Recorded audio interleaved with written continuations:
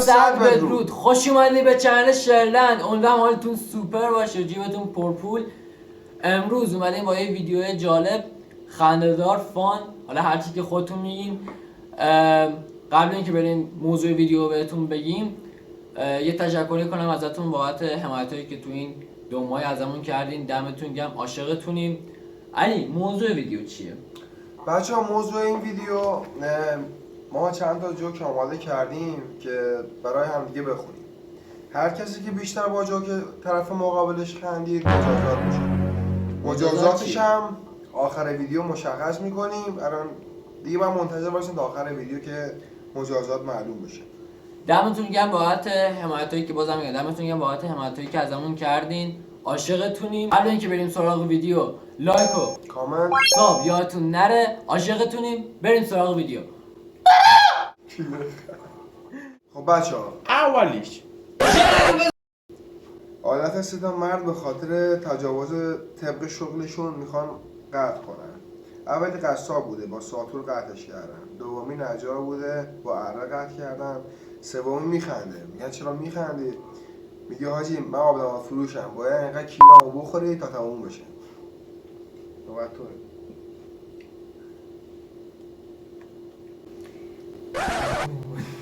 تو بعدش هم نباید بخندی ها. گو بخوام بهش کلا نباید بخندی که اینجا فرم میشه. وایسا. حس میکنم که این دوستاشم واسه فرهاد میمرده و یعنی من هرچی دارم فکر میکنم واسه 250 گرم نیم سر به کوبه کنی.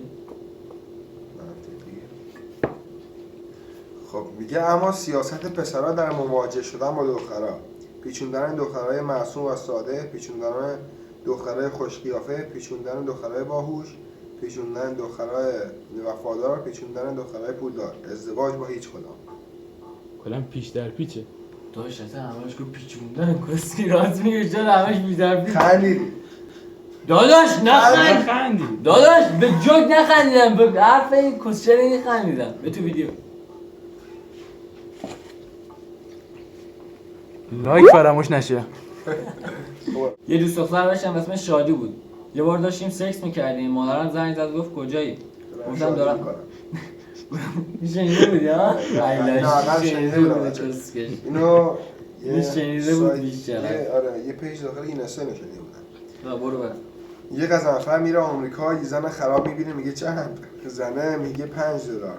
$5 همینجا، $10 تو پارک، $20 تو خونه، $50 هم تو هتل. قزنفر $50 میده، زنه به خوشحالی میگه ای ور هتل. قزنفر میگه نه 10 بار همینجا. من ببین بچه کسی که جوک تعریف میکنه بخنده حساب نمیشه به طرف مقابل. من اینو 10 دفعه شنیده بودم، بازم بهش میاد. ارزا شدن دخترها و اون همه لرزیدن هم واقعا عجیبه. انگار تو سربالای زدیدن 6 بده 6. خب یه دونه جوک من خودم ذهنی بگم. بابا پدر سگ بخند. من اینا رو بخند. من اینا رو یه روز یه نظامیه بوده سرهنگ، یه توتی داشته میخواسته توتیشو بفروشه. بعد این صاحب توتی خیلی رو توتیش ران. بعد اومد داستان داری تو میگی. گوش بده. بعد اومد ران. اینجا ری جو به اشتباه گفتم. ریدی ها من میگن آی چه کس میگه. نه این خیلی باحال. ولکن ها اینجا کار رجایی گفت. داستان میگه. گردی درجهشو در آورد و فهمید. طرف 4 تا زن داشته، همشون هم با هم رابطه خوبی داشتن. میدونی طرف چی صداشون میکرده؟ ایالات متحده. چی؟ نفهمیدین؟ بابا میگه طرف 4 تا زن داشته، همشون هم با هم رابطه خوبی داشتن. میدونی شوهر چی صداشون میکرده؟ چی؟ ایالات متحده. حالا فهمیدی؟ این ویدیو من بابا امیر میگرفت از سر زانه میباخت. میگه تو فیلم های ایرانی زنه با روسری و مانتو میره تو اتاق میخوابه، مردم رو مبل میخوابه. تو قسمت بعدی زنه حامله است، به این روش گردافشانی اسلامی میگویند.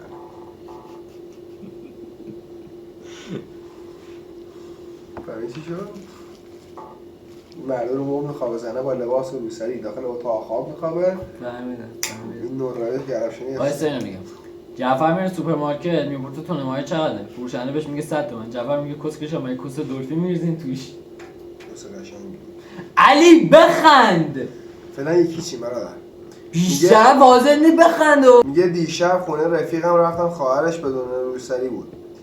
با یه تیشرت و شلوارک اومد دم در سلام علیکم پرسید. دستش آورد جلو، منم کلی خجالت دست دادم. وقتی رفیقم اومد از معذرت خواستم و گفتم تو شرمنده، آبجی شما هم آبجی خودمونه. یهو زد تو سرم گفت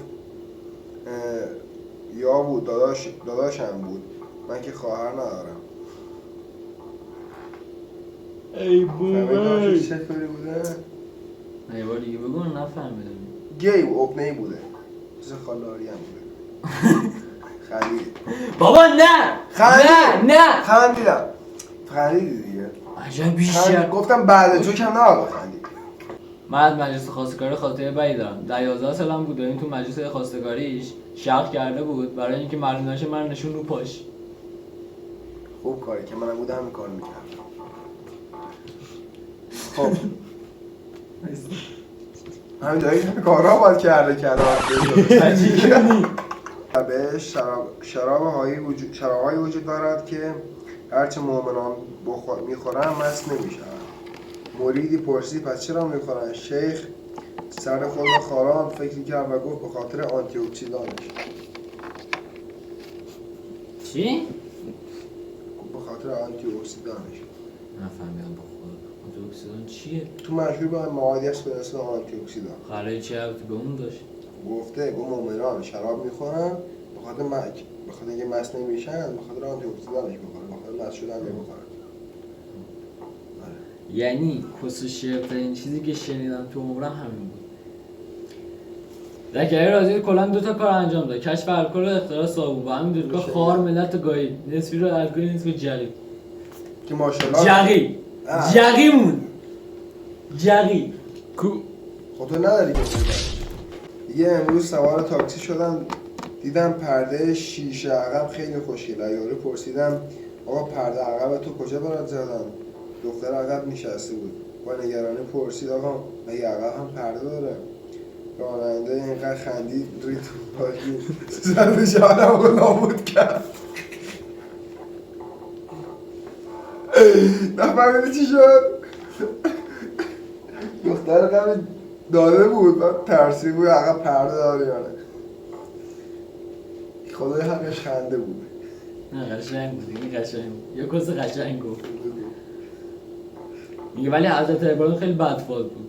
بی‌ناموس تو بیابون خونه میساخت، سر بچه‌شو میبرید، بت بقیه رو میشکون، میپرید تو آتیش. با پیغمبر ناموسم بگو قارون بگی من فلفل تو کونته. کسکی چرا نمیخند انگار؟ چون خندم نمیآید. ولی رید من فکر کنم چندیم؟ یکی چه شد زرد میزن علی یکی چه؟ علی یکی چه؟ امیر حالا بعد چکش کن. چکش کن. خب میگه دوست دخترم برام پاوربانک خرید. گفتم مرسی عزیزم که اینقدر دوستم داری. چقدر مهربونی تو آخه. گفت نه خیر از این به بعد بگی گوشیم شارژر رو خاموش شد میگامت.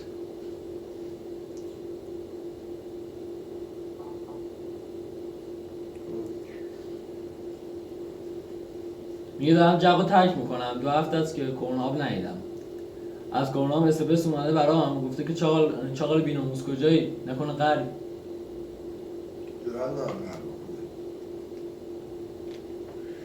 اینجوری که بعضی دخترای دور زمونه به دست پسرام میچرخن شلنگ یه قلیون نمیچرخن. ای بومی این سوسماس داشت اینجا. بده شیش بگو خندیدی بابا به حرفو خندم زد تو هم خندیدی. بابا باشه بگی بریم. آخره به پسره میگه چقدر دوستم داری و ثابت کن. پسره میگه اوکی باشه. نوکی سینه‌هاشو بوسید و گفت به همین برکت قسم. واقعا هم برکت. واقعا علی ناموسن. علی میدونی به چه جوکایی میخنده؟ اینا که فقط فوش توشون باشه، فقط خوش خار و مادر توشون باشه. زود باشین بابا. میگه بچه بچه از مادرش میپرسه مامان اون چی بود دیشب لای پای بابام میخوردی؟ مادرش میگه ماکارونی بود پسرم. بچه میگه پس چرا یه دونه بود؟ مادرش گفت آخه تک ماکارون بود. حاجی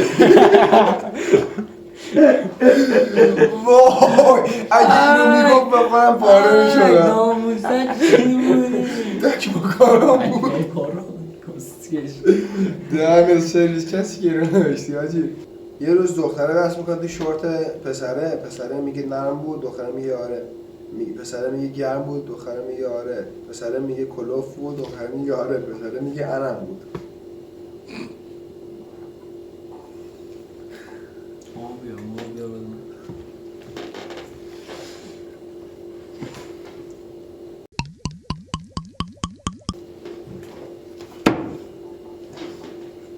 هر کی لایک نکنه آدم بدیه.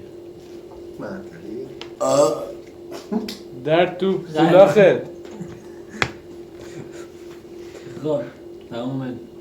بچه اینم مجازات حسین فلفل سیاه. شرفت بیشرف بای بای. شرفت در چی برم گفتی بریزه دیگه. آره باید بریزی. داره اصلا نداره چی دیگه چی گفتی بریزه؟ نمک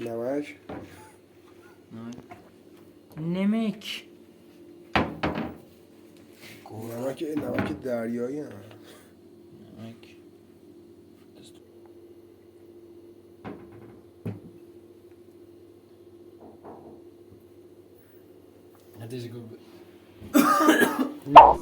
دمتون گرم که ویدیو رو تا اینجا نگاه کردین. دوستتون داریم. دمتم گرم.